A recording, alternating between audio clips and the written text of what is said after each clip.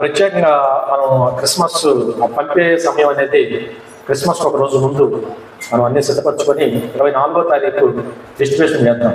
పేదలైన వారికి డిస్ట్రిబ్యూషన్ చేద్దాం. తప్పనిసరిగా కార్యక్రమాన్ని ప్రార్థన చేయండి. సరే, దేవుని వాక్యం చూస్తే చక్కని మాట. వెంబడించడం అనే అంశం రాత్రి నేను మాట్లాడుతున్నాను. చెప్పండి, ఏం చేయాలి? మనం వెంబడించాలి. విడువక దేవుడినే మనం వెంబడించాలి. మన దేవుడు ఎంత గొప్పవారంటే లేఖనాల్లో చక్కని మాట ఉంది. ఎబ్రిపత్తులు ఆయన అంటారు కదా, నేను ఎన్నడూ కూడా మిమ్మల్ని విడవను ఎడబాయనని ఆయన మనతో ఏం చేశారు? వాగ్దానం చేశారు. వాగ్దానం చేసే దేవుడు హల్లెలూయా హల్లెలూయా. వాగ్దానం చేసే దేవుడు నమ్మదగిన వారి రోజు.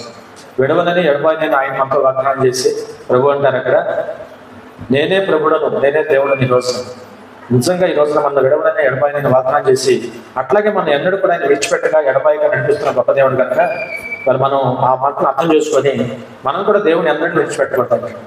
ఎన్నడూ కూడా మన దేవుడు మనం ఎడబాయకూడదు. కించిత్ కూడా దేవుడికి దూరం జరగకూడదు. హల్లెలూయా. బ్రతుకాలమంతా దేవుడిని మనం వెంబడించాలి. దేవుని సంఘాన్ని మనం వెంబడించాలి. పైగా యేసు ప్రభు గురించి అవగాహన మనకు కలిగింది. యేసు ప్రభు ఎవరో మనకు తెలిసింది. ఈ లోకానికి వచ్చే విధంగా మానవులందరి కోసం తన విలువైన ప్రాణత్యాగం ఏ విధంగా చేశారు లేఖనాలు మనం చూసాం కనుక 100కి 100 పాళ్ళు మనకు ఒక అవగాహన వచ్చిన తర్వాత ప్రభువునే మనం వెంబడించాలి. రాత్రి 4 మాటలు అన్నాను, 4 మాటలు చెప్పాను వాక్యం. ప్రభు యేసుక్రీస్తు వారు తన పరిచయం ప్రారంభించిన తొలి రోజున ఆ విధంగా చేసిన మొట్టమొదటి పని ఏంటంటే, మొట్టమొదట గలిలయ సముద్ర తీరానికి వెళ్ళినప్పుడంట అక్కడ కొంతమంది జారులు కనపడ్డారు. గలిలయ సముద్ర తీరానికి వెళ్ళినప్పుడు కొంతమంది జారులు కనపడ్డారు. వాళ్ళంతా కూడా తమ వలలు వేసుకొని చేపలు పట్టుకున్న పరిస్థితుల్లో దేవుడు వారిని చూచి, మన ప్రభు యేసుక్రీస్తు వారంట వారిని చూచి వారి దగ్గరికి వెళ్ళి ఆ విధంగా వారితో మాట్లాడి, ఇదిగో నా యుద్ధకు రండి, నన్ను వెంబడించమని వారిని ఆహ్వానించాడు. చేస్తుంది. హల్లెలూయా. ఇప్పుడు యేసు ప్రభువే చక్కగా అట్లా ఆహ్వానిస్తే మనం పిలవటానికి పిలవాలవుతాం. పిలవటానికి ఖచ్చితంగా మనం కూడా మొహమాటం లేదు. దేవుని పని నిమిత్తాన మన ఇంట్లో పండగ కాదు ఇది. పిలవాలా వద్దా, పిలవాలా, ఎవరినైనా కూడా నిర్మోహమాటంగా దేవుని దగ్గరికి మనం ఏ మాత్రం సందేహించుకుని ఆయన పని నిమిత్తాను కనుక ఎవరినైనా మనం పిలవచ్చు. హల్లెలూయా. ప్రభు ఆహ్వానించారు స్పష్టంగా.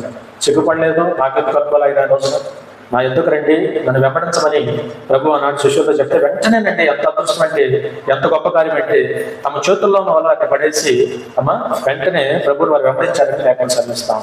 హల్లెలూయా. ప్రభు అంటారు చక్కని మాట, మిమ్మల్ని ఈ చేపలు కదయ్యా మనుషులు పట్టు జారులుగా నేను చేస్తాను. అవునా? చేపలు పట్టు జారులు కాకుండా మనుషులు పట్టు జారులుగా మిమ్మల్ని నేను చేయబోతాను. రండి, నా వెంబడి రండి.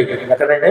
నా వెంబడి రండి అని ప్రభు పిలిచినప్పుడు నిజంగా మరి వెంటనే వారి మాటలో పడి ప్రభువును సమస్తాన్ని విడిచిపెట్టంట ప్రభువును వెంబడించారని లేఖనాలు చూసాం. హల్లెలూయా.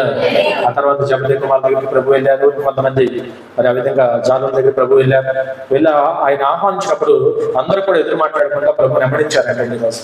కాబట్టి ఆ ప్రకారం వారు వెంబడించి ఆ తర్వాత మనం చూసాం కదా, ప్రభు మాటకు లోబడి ప్రభువుని నమ్మి ప్రభు మార్గంలో వారండి ప్రభువుని వెంబడించడం ద్వారా ఇవాళ శిష్యులు నిజంగా ఇవాళ ఎంత గొప్ప స్థానంలో ఉంటారంటే మనకు తెలియదు కాదు. శిష్యుల గురించి రేపొద్దున ప్రభు వారి గురించి అన్నాడు, రేపొద్దున నిత్య జీవంలో మీకు ప్రత్యేకమైన స్థానం ఉందన్నాడు. హల్లెలూయా. సరే, మానవ జీవితంలో వారి ప్రభువుని వెంబడించిన తర్వాత కూడా కొన్ని ఒడిదుడుకులు ఉన్నాయి కొంత.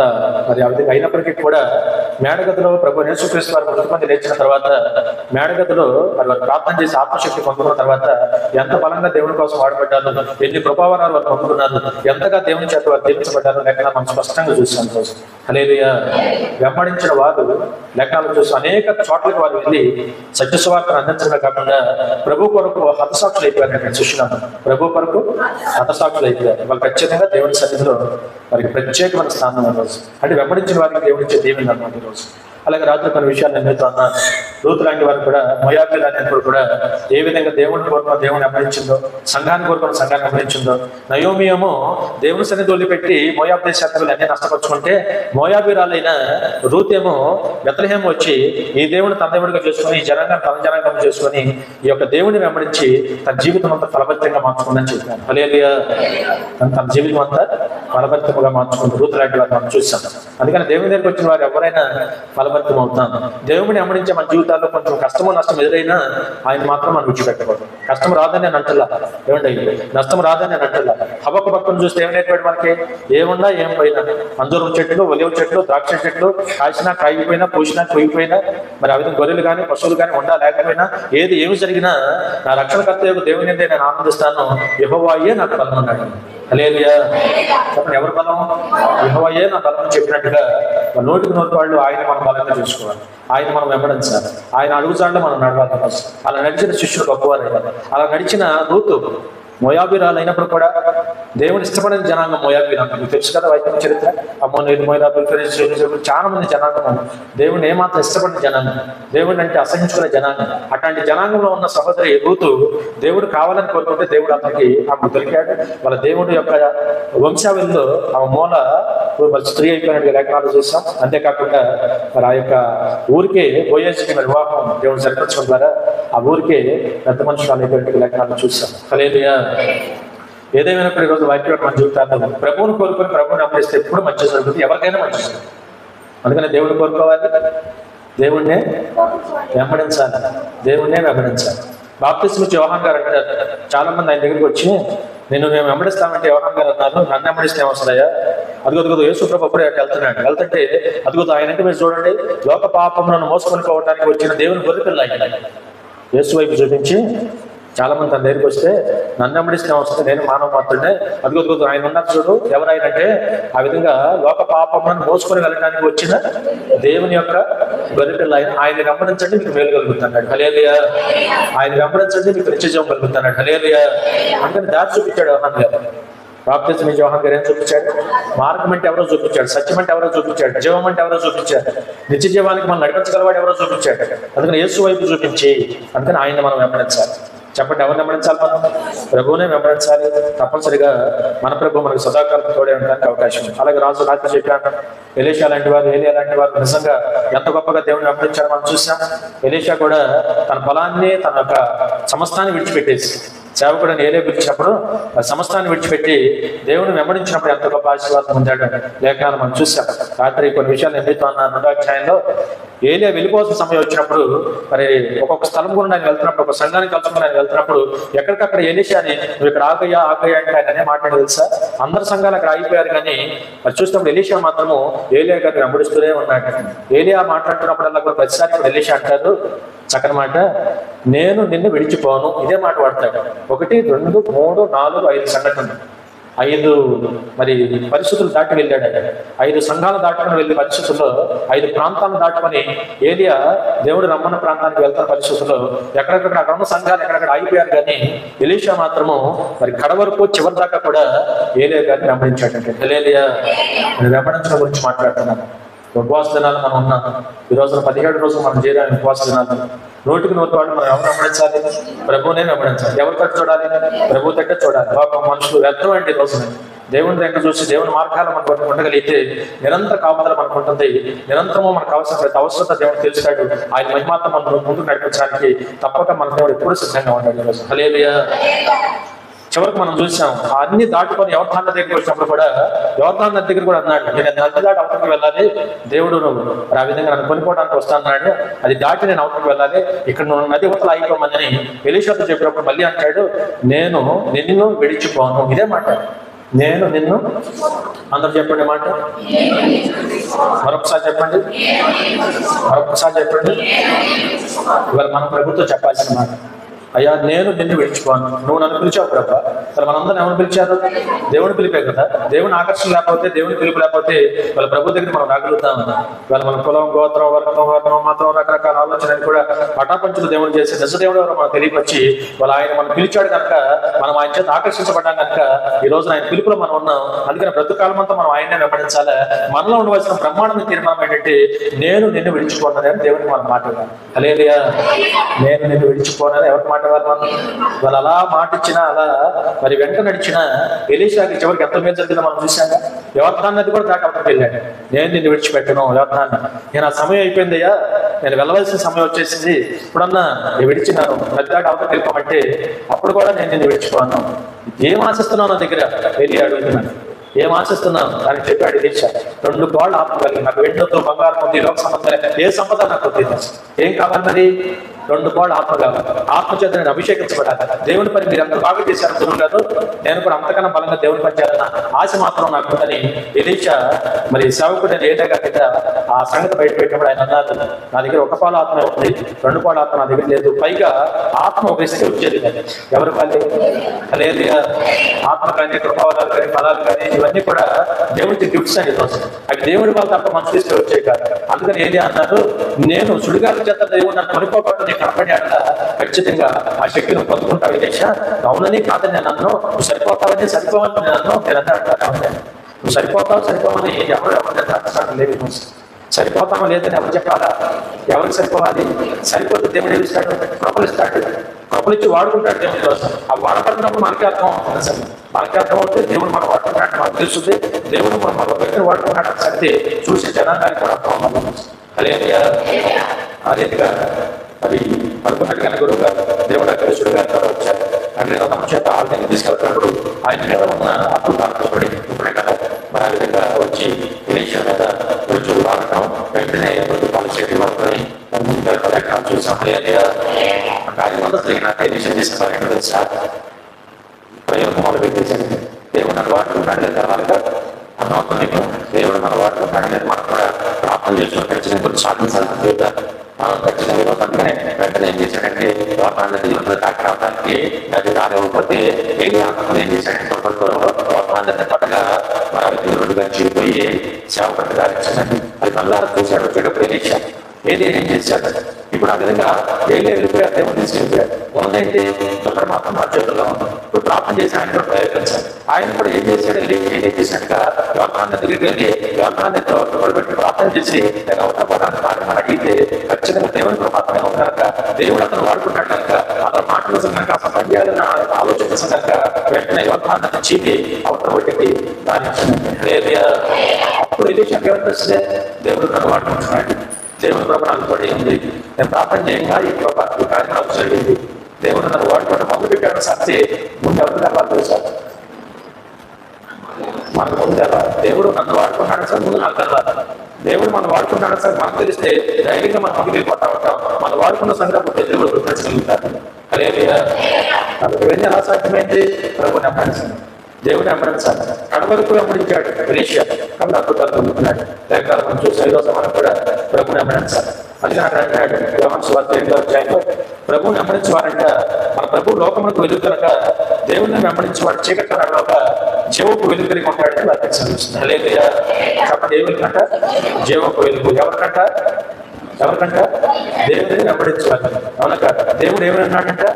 లోకానికి వెలుగే ఉన్నాడు. వెలుగులో ఉంటే చీకటి మన మీద చీకటి మన మీద ప్రభావం చూద్దాం అన్నాను రాత్రి ఒక మాట. ఇప్పుడు లైట్ వేసాం, చీకటి అంతా పోయింది కదా. అవునా కాదు? వేసే వెలుగు. మన యేసుక్రీస్తు గారు మనకి వెలుగు. మనకే కాదు లోకం అంటూ వెలుగే ఉంటాడండి. ఆయన మనం నమ్ముకొని ఆయన చాటును ఉంటే చీకటి మన దగ్గర దరిదాపుడు రాదు. చీకటి అంటే రాత్రి నిర్వచనం చెప్పాను. చీకటి అంటే ఊరి ఈ చక్రంతో మాత్రం. చీకటి అంటే చీకటి శక్తులు ఉంటాయి, అంధకార సంబంధమైన శక్తులు ఉంటాయి. మనం చూస్తున్న ఆకాశ మండలం ఉన్న దురాత్మ సమూహం ఉంటాయి. చాలా రకాలు ఉన్నాయి. ఇవన్నీ కూడా ఇవాళ ప్రభువును మనం వెంబడించి ప్రభువులో మనం ఉండగలిగితే ఆ వెలుగును మనం వెంబడించగలిగితే ఈ రోజున ఈ చీకటి తాలూకా ఏ శక్తులు కూడా మన దరిదాపులకు రావడానికి అవకాశం లేదు. హల్లెలూయా. మనం గొప్పవారం కాదు, మనం వెంబడిస్తున్న ప్రభు గొప్పవారు. అవునా కాదు? మనం వెంబడిస్తున్న ప్రభు గొప్పవారు. ఆయన గొప్పవారు, ఆయన శక్తివంతుడు కనుక ఆయన మనం వెంబడిస్తున్నాం కనుక తప్పక దేవుడు మనకు అక్కడ. అందుకని ప్రభు అంటున్నారు మరి ఖచ్చితంగా చీకట్లో వాడి నడవక జీవపు వెలుగు అంటే ఏ వెలుగు?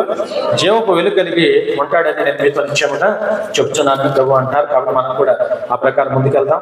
2వ రాజుల గ్రంథం 5వ అధ్యాయము 25వ వచనం. 2వ రాజుల గ్రంథం 5వ అధ్యాయం 25వ వచనం. అతడు లోపలికి పోయి యజమాని ముందు నిలవగా ఎలీషా వాణ్ణి చూచి గెహాజీ అడిగినందుకు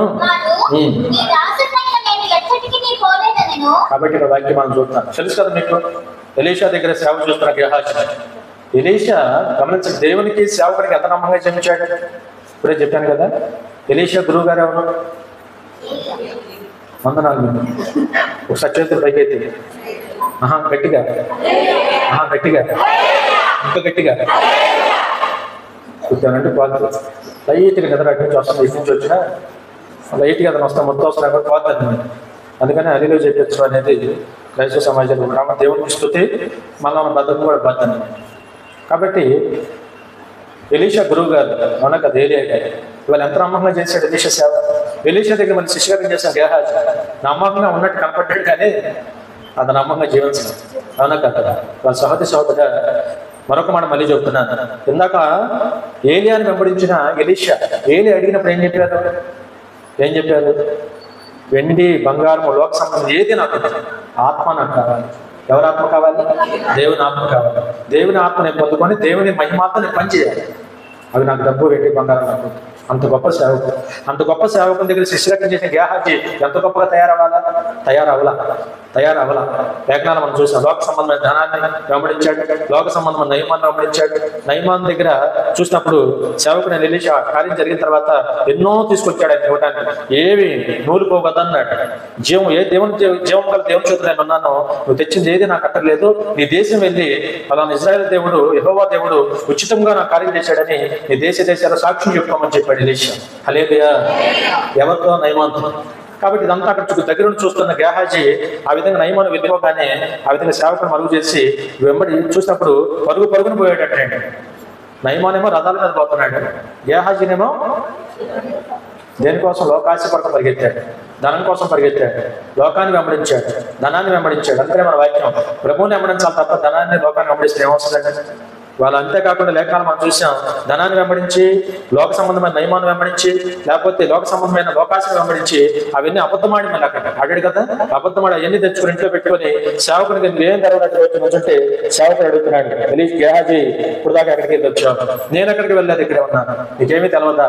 నాకేమీ తెలవదు. వెంటనే సేవకుడు అన్నాడు, నువ్వు వెళ్ళి నయమాన్ దగ్గర అబద్ధమాడి, నా పేట అబద్ధమాడి, నువ్వు దగ్గర లోకాశలు పడి అతను వెండి, బంగారం అంతా నువ్వు అడుగుతున్నప్పుడు నా ఆత్మ నీతో కూడా లేదా అని సేవకుడు అడగడం మనం చూసాం. హల్లెలూయా. నా ఆత్మ నీతో కూడా లేదా? ఈరోజు నేను మాట్లాడతాను సహోదరుడా, దేవుని సంధానం మనం చేసే అనేకమైన పనులు దేవుని ఆత్మ మనతో ఉండదా? మన దేవుడు సర్వాంతర్యామి. హల్లెలూయా. సమస్తం చూస్తున్నవాడు మన దేవుడు. హల్లెలూయా. ఇవాళ ఆ విధంగా నువ్వు వీళ్ళు అడుగుతున్నప్పుడు, లేకపోతే వాళ్ళ దగ్గర అబద్ధం ఆడుతున్నప్పుడు నా ఆత్మ నీతో కూడా రాలేదా అని సేవకుడు అడుగుతున్న మాట. అది అక్కడ పెడితే రెండో మాట, రాగానే అడిగాడా లేదా? రాగానే ఏం చేశాడు? లెక్క అడుగుతాడు, అడగడా? ఇప్పుడు దైవ సేవకులు అడగాల్సిన బాధ్యత ఉందా లేదా? నువ్వు ఏం చేసినా అడగాల్సిన బాధ్యత మాకు, సమాధానం చెప్పాల్సిన బాధ్యత నీకు తెలుసు. హల్లెలూయా. ఇప్పుడు ఇవాళ కాదు, పాత నిబంధన నుంచి ఆదాం దగ్గర నుంచి దేవుడు మొత్తం అడుగుతానే ఉన్నాడు. దేవుడు వచ్చాడు లేదా? వచ్చాడు. నోటికి నోటిపాడు కూడా ఆదాము కూడా అడిగాడు, ఆదామా నీవు ఎక్కడ? అడిగాడే లేదా? అయితే తన సంవత్సరం మన లేఖనాలు తెలుసు. అట్లా లేఖనాలు అందరూ కూడా మన జీవితాలు మనం గమనిస్తే దేవుడు అడుగుతాడు, అడగటం దేవుని బాధ్యత, సమాధానం చెప్పడం మన బాధ్యత. కోసం హల్లెలూయా. సమాధానం చెప్పగలిగిన వారిగా ఉండాలి. సేవకుడు అడుగుతున్నాడు, ఎలీషా ఎక్కడికి వెళ్ళావు, ఎక్కడి నుంచి వచ్చావు? ఈరోజు సహోదరుడా, క్రైస్తవ సమాజాల్లో వాక్యమైన మన అందరి జీవితాల్లో కూడా సేవకుడు అడగవలసిన బాధ్యత ఉంది. మొహమాటం లేకుండా అడుగుతారు. ఆయన అడిగినప్పుడు సమాధానం చెప్పాల్సిన బాధ్యత, భారం నీ మీద ఉంది. మనం దేవునికి ఏం మాట ఇచ్చాం? సేవకుని దగ్గర మనం ఏమన్నా చాలా సందర్భాలు మనం అనేకమైన విషయాలు చెప్తాం. ఇప్పుడు అందుకని నేను మాట్లాడినాను ఇందాక జాన్ గారు, జీవ గారు సందర్భంలో అన్నారు కదా, ఏ పరిస్థితులు మన జీవితాలు ఎదురైనా వాళ్ళు దేవుడు మనకున్నారు, తర్వాత సేవకులు ప్రతినిధులుగా మనకున్నారు కనుక అయ్యా ఈ సిచ్యువేషన్ వచ్చింది, ఈ పరిస్థితి వచ్చింది, ఏం చేయమంటారని సేవకులు అన్ని విషయాలు కూడా అడిగి విచారించి సలహాలు తీసుకోవడం మంచి పని ఈరోజు మన జీవితాలు. హల్లెలూయా. వాక్యంలో చాలా విషయాలు ఉన్నాయి. కొన్ని సిచ్యువేషన్లు వచ్చినప్పుడు ఏం చేయాలో మనకు అర్థం కాదు. మీకు అర్థమవుతుంది ఇక్కడ వాక్యం? అర్థం కాని పరిస్థితులు మనం సేవకులు అడిగి కొన్ని ఇట్లాంటి పరిస్థితులు వస్తాయి. ఏం చేయాలి, ఎలా చేయాలి, ఏ విధంగా చేస్తే మనం ఈ సమస్య నుంచి బయటపడతాం అని 1-4 సార్లు నాకేం ఇబ్బంది లేదు. మనం అడిగి తెలుసుకుని ఆ ప్రకారం అన్నిటికీ మళ్ళీ ఒకటే సమాధానం ఉండదు. నీకున్న పరిస్థితిని బట్టి, నీకున్న స్థితిగతులను బట్టి, అక్కడున్న సిచ్యువేషన్ బట్టి నేను సలహా ఇస్తాను. ఏంటి బట్టి? సిచ్యువేషన్, పరిస్థితులను బట్టి. కొన్నిసార్లు దేవుడు అంటాడు, వాళ్ళు యుద్ధం చేయండి, వాళ్ళ మీదకి వెళ్ళి యుద్ధం చేయడమే కాకుండా వాళ్ళ దగ్గర దోపు సొమ్మంతా తీసుకురామంటాడు. ఒకసారి అన్నాడు ముక్కు పోటు కూడా వాళ్ళ దగ్గర తీసుకోవడానికి వీల్లేదు అన్నాడు. కొన్నిసారి ఇంత కూడా అంటుకోవడానికి లేదు. సిచ్యువేషన్ బట్టి చెప్తాడు ఆయన, పరిస్థితులను బట్టి ఆయన చెప్తా ఉంటాడు. మనం కూడా సందర్భాన్ని బట్టి అడిగి ఆ విధంగా తెలుసుకొని ఆ ప్రకారం ముందుకెళ్ళగలిగితే తప్పక దేవుడు తోడే ఉంటాడు. హల్లెలూయా. మాకు తోచినంత వరకు ప్రార్థనాపూర్వకంగా నేను ఎంతసేపు నేను ఏం ఆలోచిస్తానంటే, సంఘాన్ని ఒత్తిడి పడకూడదు, ఇబ్బంది పడకూడదు, అక్కడ దేవుని నామాన్ని లోకంలో మనం కలచ చేయకూడదు. అక్కడ సిచ్యువేషన్ ఏంటి, పరిస్థితి ఏంటి, దానికి తగ్గట్టుగా మనం ఆ సందర్భంలో ఎలా ముందుకు వెళ్తే మనం ముందు ఆ పరిస్థితి నుంచి బయటపడగలమని ఆ సందర్భాన్ని బట్టి సలహాలు సూచనలు తప్పక చేస్తాను. చక్కగా అడుగుతున్నాను, నా సాధ్యమంతో చెబుతాను. అడగటం ఎంత ముఖ్యమో, నువ్వు నా దగ్గర సలహా తీసుకోవడం ఎంత ముఖ్యమో, అడిగిన తర్వాత నేను సలహా ఇచ్చిన తర్వాత సలహా ప్రకారం నువ్వు వెళ్ళడం కూడా అంత ముఖ్యం ఈరోజు. హల్లెలూయా. ఆ ప్రకారం చేయని కాడికి దైవ సేవకుడు అవమానిస్తున్నట్టే, దేవుడిని అవమానిస్తున్నట్టే. 100% నేను చెప్తున్నాను అన్నమాట. దైవ సేవకుడి దగ్గర నువ్వు సలహా తీసుకొని అయ్యా ఏం చేయమంటారు నువ్వు అడిగిన తర్వాత ఆ ప్రకారం నువ్వు చేయకపోతే, ఆ ప్రకారం నువ్వు పాటించకపోతే, ఆ ప్రకారం చేయని కాడికి నువ్వు అడగటం ఎందుకు దేవుడు కానీ దైవ సేవకుడు కానీ? అర్థమవుతుంది ఈ మాట. అడిగావు, ఇలాంటి సలహా ఇచ్చాం, ఇలా కాదమ్మా ఇలా చేసుకో, ఇలా కాదా ఇలా చేసుకోవాలని ఒక సలహాలు సూచన దైవ సేవకుడు ఇచ్చిన తర్వాత దాన్ని మనం పాటించకుండా మన ఇష్టం వచ్చిన మనం చేసే కాడికి దేవుని అడగటం ఎందుకు? దైవ సేవకుడు తోచిన కాడికి మనమే చేసుకునే కాడికి మనమే చేసుకోవచ్చు, మనం అడగటం ఎందుకు? హల్లెలూయా. దేవుడి కోపం తెప్పించే పనులు, దైవ సేవకుని అవమానపరిచే పనులు ఇవన్నీ కూడా జాగ్రత్త కలిగి సహోదరి సోదరు మళ్ళీ చెప్తున్నాను. సిచ్యువేషన్ వచ్చినప్పుడు సేవకులను అడగండి. అడగడమే కాకుండా అడిగిన సందర్భాల్లో ఏ విధంగా సలహాలు సూచనలు పరిశ్రమ బట్టి చెప్పారో దాన్ని ఫాలో అవ్వగలిగితేనే మనం అడగాలి. ఆ ప్రకారం నడిస్తే దేవుడు కూడా ఖచ్చితంగా మనకు తోడే ఉంటాడు. హల్లెలూయా. దైవ సేవకుడి మాట దేవుడిని కొట్టేట్టుగా దైవ సేవకుడు 100% నేను చాలా సందర్భాలు, ఎందుకంటే మనందరం కూడా హైందవ సమాజం నుంచి వచ్చాము. చాలా మంది మన చుట్టాలు బంధువులు ఇంట్లో వరే మాట్లాడుతుంది. జాగ్రత్త వచ్చిన పరిస్థితి అదే కదా. కన్న తల్లిదండ్రులు మనం ఏం చేయాలి? ఆ సిచ్యువేషన్ ఏం చేయాలి? రక్షణ పొందారు, బాప్తిసాలు పొందారు, దేవుని యొక్క శరీరంలో రక్తంలో వారు పాల్గొంటున్నారు. ఆ సిచ్యువేషన్ లో తలకొరి పెట్టమంటారు, లేకపోతే ఆ కార్యక్రమాలు చేయమంటారు. ఏం చేయాలి? ఏంటి పరిస్థితి? నేను గతంలోనే ఇట్లాంటి పరిస్థితి వస్తే సహోదరి చెప్పాను, కృష్ణమోహన్ గారు సుధాకి వారితో చెప్పాను. సిచ్యువేషన్ వస్తే ఏం చేయాలి? ఖచ్చితంగా మరి రక్షణ కొరకు మనం ప్రార్థన చేయాలి. ఒకవేళ రక్షించబడిపోతే మనం ఏం చేయాలి? ఆ సమయంలో పరిస్థితిని బట్టి బ్రతిమలాడుకుని ఎవరన్నా కార్యక్రమం చేసేవారు, మన తోడబుట్టిన లేకపోతే మన దగ్గర వాళ్ళు, మన బంధువులు ఎవరంటే ఖచ్చితంగా పరిస్థితి బట్టి బ్రతిమలాడుకుని అయ్యా ఇది పరిస్థితిగా ప్రభులో ఉన్నారు, దయచేసి ఈ కార్యక్రమాలు మీరు సరఫరా బ్రతిమలాడుకోవడం ఒక ఎత్తు. సాధ్యమంత వరకు అందరూ మాకు తెలిసిన వాళ్ళు అడిగి బ్రతిమలాడడం, కాస్త హెల్ప్ చేయమని అడగడం ఒక ఎత్తు. ఎవరు కాదు కుదరదు అంటే మాత్రం దేవుని మీద వారు వేసి మన పని మనం చేసి యువతలకు రావడం మరొక ఎత్తు నేను చెప్పాను. సిచ్యువేషన్ పెట్టినట్టు. హల్లెలూయా. అంతేగాని అన్నిటికీ ఒకటే ఉంటుంది. కొన్ని కుటుంబాల్లో ఆనందం ఉంటారు. ఉంటారు 2-3 అన్నదమ్ములు ఉంటే అది నేను ప్రభు నమ్ముకున్నాను కదా, ఈ పనులు మీరు కానీ అంటే అన్నదమ్ములు అర్థం చేసుకుని పనులు అక్కడ డబ్బులో ఉంటాడంట, మనం ఆ పనులు చక్క పెడతామని పాప ఆంటీ ఇబ్బంది పెట్టడం కానీ అర్థం చేసుకునేవారు ఉంటారు లోకంలో. మీరు ఉంటారు ఇక్కడ, అర్థం చేసుకునేవారు ఉంటారు ఖచ్చితంగా. అట్లాగే ఆ చనిపోయిన వారి తాలూకు అన్నదమ్ములు, బాబాయిలు, పెద్దమ్ములు ఎవరు ఉంటారు కదా, వారు కూడా కొంచెం మనం రిక్వెస్ట్ చేస్తే అర్థం చేసుకొని ఏర్పాటు చేసేవారు ఉంటారు. కానీ ఇవన్నీ మనం ముందు ఈ ప్రయత్నాలన్నీ జరిగిన తర్వాత ఫైనలైజేషన్ మీకు అర్థమవుతుంది కదా. ఇవన్నీ మనం ఎన్ని జరిగిన తర్వాత ప్రయత్నాలన్నీ చేసామండి. ఆ విధంగా అన్ని కూడా అడిగి చూసాం, ఎక్కడ వీలు లేదు, ఈ ఫైనలైజేషన్ నేను తప్ప ఇక అక్కడ ఒప్పుకోవట్లేదు అన్నప్పుడు తప్ప దేవుని మీద బాగా చేసాకని చెప్పేసి మన పని మనం చేసి వదులుకుంటాం. తల్లిగా తండ్రిగా దేవుని తర్వాత ఎంత అవునన్నా కాదన్న మా తల్లిదండ్రులు వారేగా. హల్లెలూయా. నేను అన్నాను ఆక్షేపం లేదు. తల్లిగారి విషయంలో ఎక్కడ పట్ల వాళ్ళ మేనోళ్ళు గారు పెట్టారు, ఆ కార్యక్రమం జరిగిపోయింది. మరి హఠాత్తుగా మనం ఎవరు ఊహించిన విధంగా తల్లిగారికి అద్దె దినం రోజున తల్లిగారు సాయంత్రం చనిపోయారు. అది నిజంగా చాలా బాధాకరమైన విషయం. ఒకసారి తల్లిదండ్రులు 15 రోజులు వ్యవధులు పోగొట్టుకోవడం, 14 రోజులు వ్యవధులు అంటే చాలా విచారకరమైన బాధాకరమైన పరిస్థితి. ఎవరికైనా తల్లి తండ్రి దేవుని తర్వాత స్థానం వారిని ఖచ్చితంగా మన జీవితాలు. ఆ పరిస్థితుల్లో నేను మళ్ళీ ఫోన్ చేసినప్పుడు ఈసారి మేనోడు ఒకసారి పెట్టిన మళ్ళీ పెట్టకూడదయా, మరి ఏం చేయమంటారని అడిగినప్పుడు నేను అన్నాను, మరి తప్పక అవకాశం ఉంటే చాలా వరకు ప్రయత్నం చేయండి. అవకాశం లేని పక్షంలో ప్రభు మీద భారీ వేసి గొడవలతో అక్కడ ఉన్న అన్యుల మధ్య దేవుని మనం అవమానపరచదు, మీ పని మీద చేసి ప్రార్థన చేసుకుని ఒక 2 చెప్పాను. హల్లెలూయా. అందుకని ఏం చేద్దాం? నేను పెట్టడానికి పోతే లోపల ఏది సాక్ష్యం? ఎవరు ఆ మతం ఏంటి, ఆ లోపం ఏంటి, కన్న తల్లికి కన్న తండ్రికి ధర్మం నెరవేర్చాలని అడుగుతారు. ఏం సమాధానం చెబుతాం? సిచ్యువేషన్ బట్టి వెళ్ళాలంటున్నాను. సిచ్యువేషన్ బట్టి వెళ్ళాలి. అడిగారు, చక్కగా సలహా తీసుకున్నారు, ఆ ప్రకారం చేశారు. వారి కోసం ఇక్కడ ఏడ్చి ప్రార్థన చేస్తున్నాం. అయ్యా ప్రభు నీ బిడ్డలు పాపం మరి ఇంతమంది మనం దేవుని బిడ్డలు ఉంటేనే మాకు కాస్త భరోసా. అన్యుల మధ్య అడావుల్లో తల ఒక మాట అంటారు, తల ఒక రకంగా మాట్లాడతారు.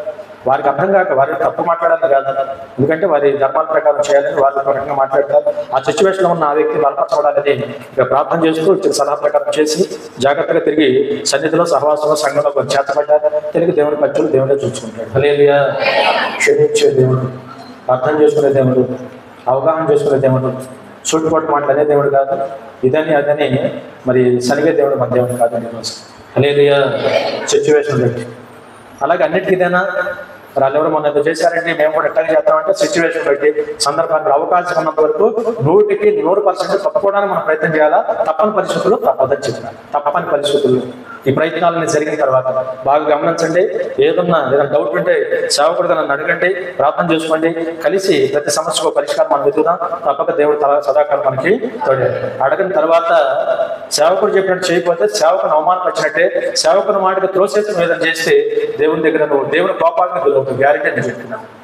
మాకేం పని లేక కదా సేవకులు. రోజు మేము కూడా ఎన్నో ఆలోచించి దేవుని బిడ్డలంగా మీరు ఉన్నారు కనుక, సొంత కుటుంబంలో ఉన్నట్టే మనం ఉన్నాం కనుక ఎన్నో ఆలోచించి ఏం చెప్తే బాగుంటుంది, ఎలా ఈ పరిష్కారం, సమస్య పరిష్కారం అని 100 ఆలోచించి మీకోసం సలహా చెప్పడమే కాకుండా మీకోసం నిరంతరం కూడా ఇక్కడ సంఘం చేత మేము కూడా నిరంతరం రోజు ఆ కార్యక్రమం జరిగేదాకా ప్రార్థన చేస్తున్న పరిస్థితుల్లో సేవకుడు మనం గౌరవించుకుని తోచినట్టు చేసే కాడికి ఇంకా సేవకుడు మాట ఎంతమందికి అడగడం ఎంత నేను అంటాను. హల్లెలూయా. అందుకని దయచేసి గుర్తుపెట్టుకోండి, జాగ్రత్తగా ఆలోచన చేయండి, పాటించండి. ఆ ప్రకారం మనం ముందుకెళ్దాం. వాళ్ళ దేవుడు తిరిగి అడుగుతాడనేది గుర్తుపెట్టుకోవాలి. తర్వాత ఏం జరిగింది, సాయంత్రం తను అడిగాను ఏం జరిగింది, ఎలా జరిగింది, పెట్టాను అయ్యారు, తప్పలేదు, ఏం పర్వాలేదు, దేవుడు చూసుకుంటే ధైర్యంగా ఉండండి, భయపడమాకండి, ధైర్యంగా ఉండండి. మీ తండ్రి ధర్మం నేను నెరవేర్చాను అందుకు ఇంకే కల్మషం అంటారు, దేవుడు చూసుకుంటాడు, వచ్చి దేవుని పరిచయం చేసుకుని అని చెప్పాను కొంచెం. హల్లెలూయా. అడిగే బాధ్యత మాకు.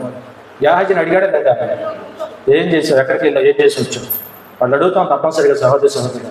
కాబట్టి అడిగినప్పుడు నువ్వు తిన్నంగా సమాధానం చెప్పాలి. సమాధానం చెప్పే సమాధానం నాకు కాదు, దేవుడికి చెబుతున్నాను, గుర్తుపెట్టు. ఎవరు చెబుతున్నావు? నేను ఆచేవాడిని, తెచ్చేవాడిని కాదు. నీ నిమిత్తాన్ని కలిసి ప్రార్థన చేసేవాడిని, ఏదో నువ్వు మంచి సలహా సూచన ఇచ్చేవాడిని తప్ప ఆచాల్సింది తీర్చాల్సింది ఆయన కోసం. అలేదయ్యా. కాబట్టి ఆ ప్రకారం అడుగుతాడని గుర్తుపెట్టుకోవాలి. అడిగినప్పుడు జాగ్రత్తగా మనం సమాధానం చెప్పాలి. కయ్యని అడిగాడే లేదా దేవుడు, అడిగాడే లేదా, అయ్యేదో నీ తమ్ముడు ఎక్కడా అని అడిగితే వంక తిన్నంగా అర్థం లేకుండా రెక్లెస్గా పొగరగా సమాధానం చేస్తే ఏం జరిగిందో లెక్కలు చూసి యాహాజీని ఏలేసి అడుగుతున్నాడు, ఏం చేసి వచ్చావు, ఎక్కడికి వెళ్ళి వచ్చావు, అడుగుతాడు దేవుడు కొన్ని సహోదరి సోదరుడా. యాహాజీ కూడా తిన్నంగా సమాధానం చెప్పక అబద్ధం ఆడాడు, అక్కడ అబద్ధం ఆడాడు, ఇక్కడ అబద్ధం ఆడాడు. ఆ విధంగా వదిలిపోయిన కుష్ఠరోగం తెచ్చిపెట్టుకున్నాడు. దోలగద్దు. హల్లెలూయా. జాగ్రత్త, దేవుడితో అంతా జాగ్రత్తగా మనం ఉండాలి. హెచ్చరికలు మాట ఈ రోజు ప్రభువుని వెంబడిస్తున్నామంటే ఆటపాట కాదండి. ఈ జీవం గల దేవుని చేత పాటు మహాభయంకరమైన రోజున ఎవరితో ఆటలాడతావు, ఎవరిని ఆడిస్తావు? దైవ సేవకుని ఎట్ట వాడుకుంటున్నావు ఈ రోజున?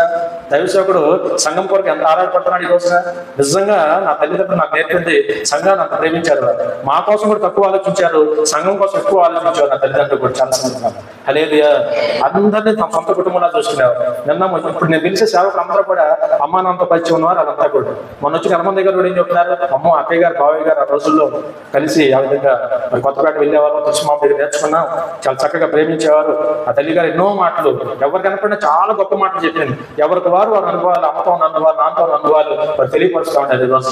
అవునా కదా? మరి అట్లాంటి సేవకులు మనకు నేర్పిన విషయాలు మనం గుర్తుపెట్టుకొని సేవకులను ఎంత చక్కగా వాడుకోవాలి, ఎంత జాగ్రత్తగా చూసుకోవాలి మనం నేర్చుకొని ఆ ప్రకారం జాగ్రత్త పాటిస్తే మీకు కూడా ఆశీర్వాదం. మాకు ఎంతవరకు అవకాశం ఉంటే అంతవరకు దేవునికి మీకు మధ్యవర్తులుగా అందరికీ మంచి జరగాలని నేను సదా ప్రయత్నం చేస్తాను. హల్లెలూయా. కాబట్టి దయచేసి నన్ను మోసం చేయాలనో, నన్ను ఇబ్బంది పెట్టాలనో, నా మాట తృణీకరించి నేను తోచిందో చేస్తే నాకు వచ్చి నష్టమే లేదు, దేవుని కోపం తెచ్చి పెంచిపోయాను. సేవకుడి దగ్గర అట్లాంటి విషయాలు జాగ్రత్త కలిగి మనం ముందుకెళ్దాం. తప్పక దేవుడు. అందుకని గేహాజీ అబద్ధం ఆడాడు. లేఖనాలు మనం చూసాం. చివరికి ఏమైంది మనం చూసాం కదా, తెల్లని కుష్టు తన జీవితకాలం అంతా కూడా, ఏ కాలం, జీవితకాలం అంతా కూడా తనకి తన కుటుంబాన్ని తెచ్చిపెట్టుకున్నాడు. అంటే జీవితకాలం అంతా తెచ్చిపెట్టుకున్నాడు. కాబట్టి అందుకని జాగ్రత్త కలిగి ప్రభువుని వెంబడించడం ఆటపాట కాదు. నేను మాట అంటాను, ఏమర్థమైంది గేహాజీకి? ఎంత గొప్ప సేవకుడు ఉన్నాడో తెలుసా? ఆ సేవకుడు ఎంత గొప్పవాడో తెలుసా? ఆయన ఎంత గొప్పగా నీతిగా బతికాడో తెలుసా? ఎంత గొప్పగా తన గురువారి దగ్గర నమ్మకం దేవుని కార్యాలు పొందుకున్నాడో తెలుసా? అట్లాంటి సేవకుడి దగ్గర శిష్యులను చేసి ఏమి నేర్చుకున్నా? ఇప్పుడు కొంతమంది చూస్తే నాకు అర్థం అనిపిస్తుంది, ఇంత దేవుని దగ్గరికి వచ్చి, సంఘం దగ్గరికి వచ్చి, సేవకుల దగ్గర మా దగ్గర మేము ఎట్లా జీవిస్తున్నాం, ఏ విధంగా నడుస్తున్నాం మీరు చూసి కూడా ఏమి నేర్చుకుంటున్నారు ఇక్కడ మీరు అసలు అని అడగబుద్ధి అవుతుంది. అడుగుతాం మొహమాటం. సమయం వచ్చినప్పుడు అడిగే అధికారం కనుక అధికారం సేవకుడికి ఉంది, దేవునికి ఉంది, చెప్పాల్సిన బాధ్యత భారం నీకు ఉంది ఖచ్చితంగా. హల్లెలూయా.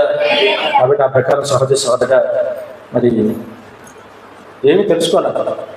లోకాశ ధనం ఎందుకు చూశాడు, కానీ ధనం కన్నా గొప్ప దేవుడు ఉంటాడు బాబు అనుకోవాలి. లేకపోతే నా సేవకుని అడిగితే అద్భుతాలు జరుగుతుంటే అది ఇప్పుడే జరిగింది అద్భుతం.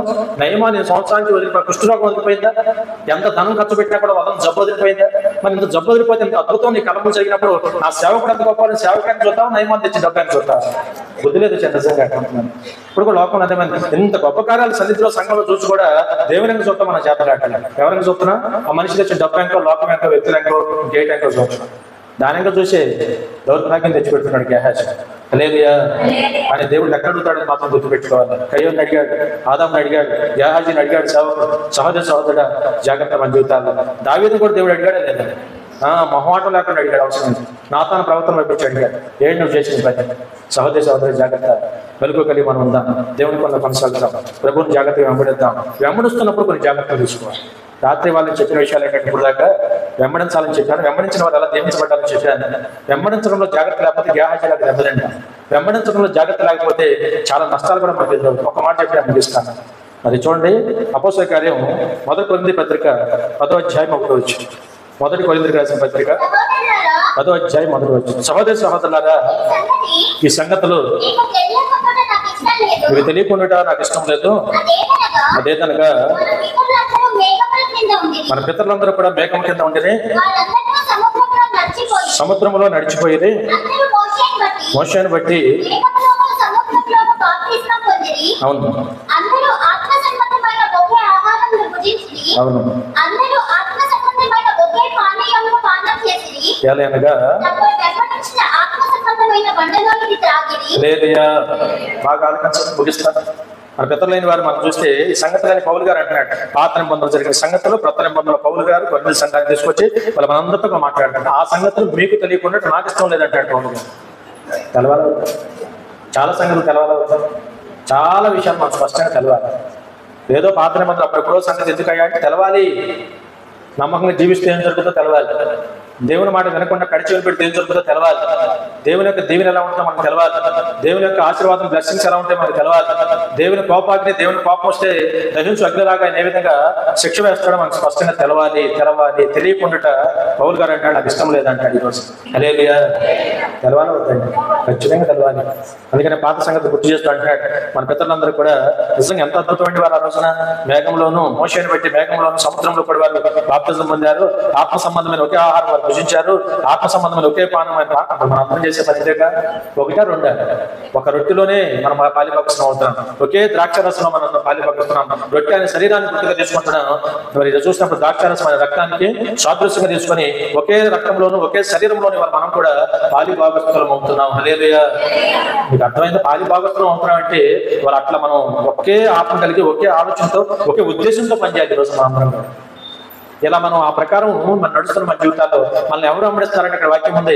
ఆత్మ సంబంధమైన వాక్యం ఉంది కదా, మరి ఆత్మ వెంబడించిందంటే ఆత్మ సంబంధమైన దేవుని ఆత్మ వారిని వెంబడించేదని బైబిల్ చదివిస్తాం.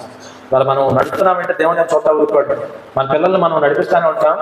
ఎప్పుడు వాళ్ళ మీద ఒక కంట కనకడతానే ఉంటాం. చిన్నపిల్లలు అవునా కదా, బాగా నడుతున్నాడు, దమ్మాన్ని నడుతున్నాడు, పిల్లలను వదిలేస్తా ఉన్నాం. అడుగున వదిలినట్టే వదులుతాం.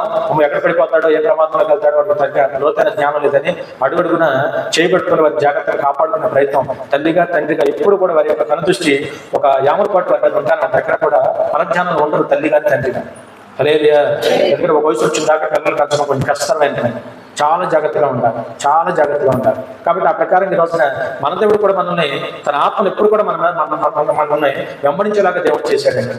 అనేటువంటి గొప్ప దేవుడు మనం కలిగి రోజున మనం కూడా దేవుడిని జాగ్రత్తగా వెంబడించవలసిన మనము అలా వెంబడించే విషయంలో కొన్ని జాగ్రత్తలు మనం తీసుకోకపోతే నష్టపోతాం. అక్కడ వాక్యం కిందకు వస్తే ఉంది,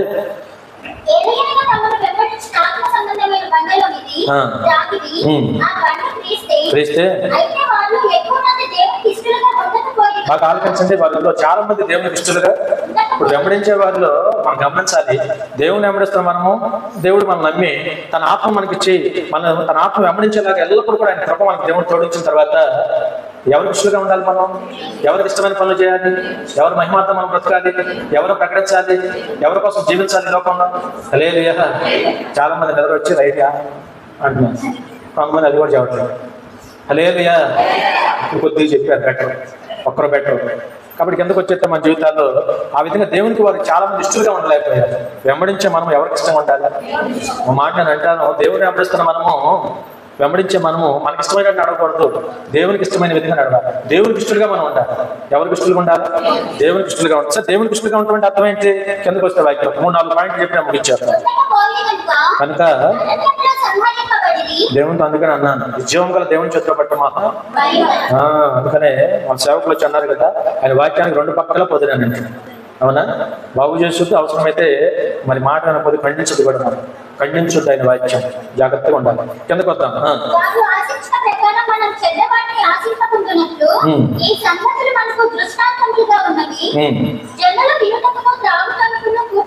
ఆడుటకు అని రాయబడినట్లు బాగా అండర్లైన్ చేయడం మాట. వెంబడించే మనలో ఏమనుకుంటుంది? విగ్రహారాధనకు దూరంగా ఉండాలి. హల్లెలూయా. 100 సార్లు మనకు తెలవదా? మనకు తెలవదా అంటే మరి పాస్టర్ గారు మన జాగ్రత్త యోగా చేసినప్పుడు ఏదో వాళ్ళు చేసి పరిశుభ్రం పెట్టాలని విగ్రహారాధన చేయాలి. తల్లి తండ్రి ధర్మం నెరవేర్చే ఒకరికి వచ్చేసారు. మళ్ళీ చెప్తున్నాను, తల్లి తండ్రి అవకాశం లేని పరిస్థితులు ఒకటి తెప్పించుకున్నారు, రెండో తప్పలేదు, మొహమాటలేకుండా చెప్తున్నాను. తప్పని పరిస్థితుల్లో అన్ని ప్రయత్నాలు అయిపోయిన తర్వాత ఆ ప్రయత్నం వాళ్ళు చేసి ఆ పని దొరుకుని ఎవరికి వచ్చేసారు. విగ్రహారాధన కావాలి వాళ్ళు చేసింది కాదు. హల్లెలూయా. విగ్రహారాధకులే ఉన్నప్పుడే వెళ్ళి చెప్తున్నాను, విగ్రహారాధకులే ఇష్టం చేసుకుని వేరే కారణాలు చెప్పడం విగ్రహారాధన చేస్తానంటే నో నో అంటే నో అంతే. దానికి ఏ సాకు నువ్వు చెప్పడానికి నువ్వు ఏదైనా చెప్పు, దేవుడు ఒప్పుకోడంతే. దేవునికి అన్నాడు పాపం తెప్పించాడు. విగ్రహారాధన దేవునికి అయిష్టమైంది. దేవునికే చెందవలసిన మామ దేవునికే చెందాలి తప్ప ఏ కారణం చేత ఏ విగ్రహారాలకి మన యొక్క ఆరాధన చెందకూడదని దేవునికి తెలుసు. హల్లెలూయా. అందుకని అక్కడ అంటున్నాడు చక్కని మాట చూసాం కదా, జనులు ఆ రోజున తినుటకు త్రాగుతూ కూర్చుండి ఆడటానికి లేచారంటే ఆ రోజు చేసిన పని అయితే తినుచు తాగుచూ ఆడారు. ఎక్కడ మోషే ధర్మశాస్త్రం కోసం మరి ఉపవాసం ప్రార్థన పైకి వెళ్ళాడు కదా, ఆయన వచ్చేలోపు దూరం చేసుకుని బంగారు కోత కోసం దూరం చేసుకుని అది విగ్రహంగా పెట్టుకుని దాని ఎదుట తింటున్నారు తాగుతున్నారు ఆడుతున్నారు.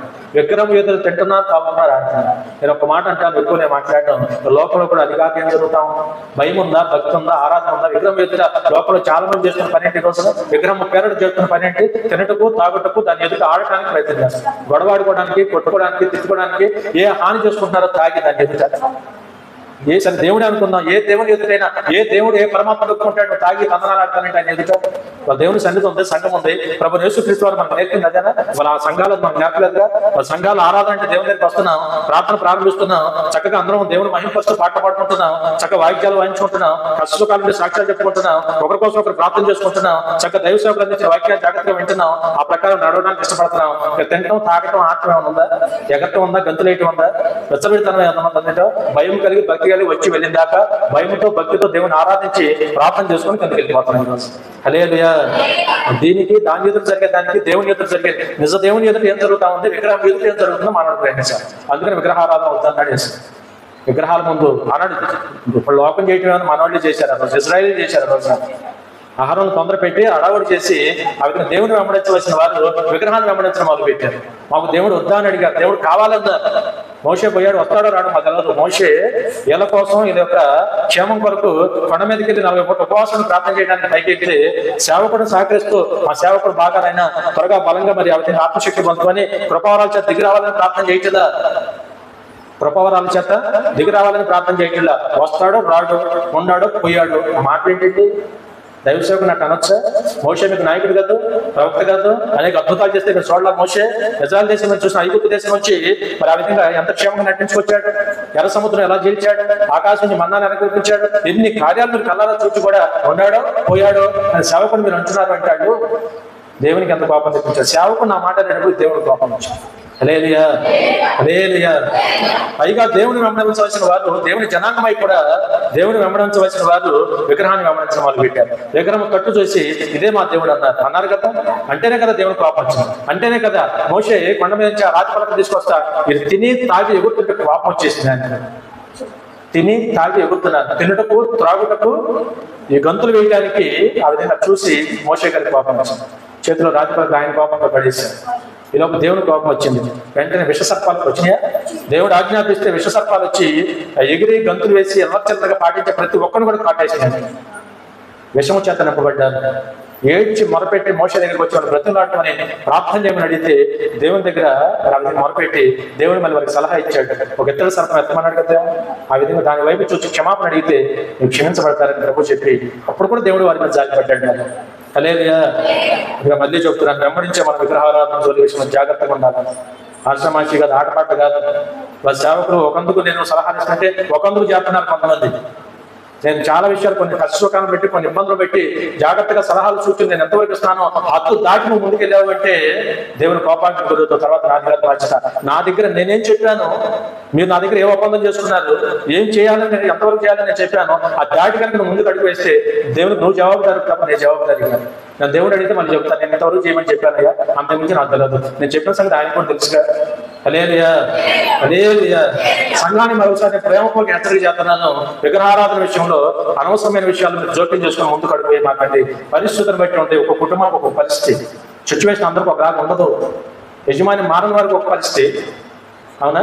కుటుంబాల్లో పరిస్థితులు బట్టి సిచ్యువేషన్ బట్టి ఉంటే ఆ సిచ్యువేషన్ బట్టి సలహాలు సూచనలు తీసుకుని వాక్యాన్ని తగ్గట్టుగా జాగ్రత్తగా వెళ్ళాల్సిన తప్ప ఎక్కడ పెడతాడు జాగ్రత్త ఏమవుతుందని చేస్తే ఏమవుతుంది ఏమవుతుందో దేవుడు చెబుతాడు. ఇష్టలుగా ఉండకపోయారు కనుక విగ్రహారాధన చేసి తిని తాగి ఆడారు కనుక చాలా మంది సంహరించబడ్డారని బైబిల్ చదివిస్తాం. ఏం చేయబడ్డారు?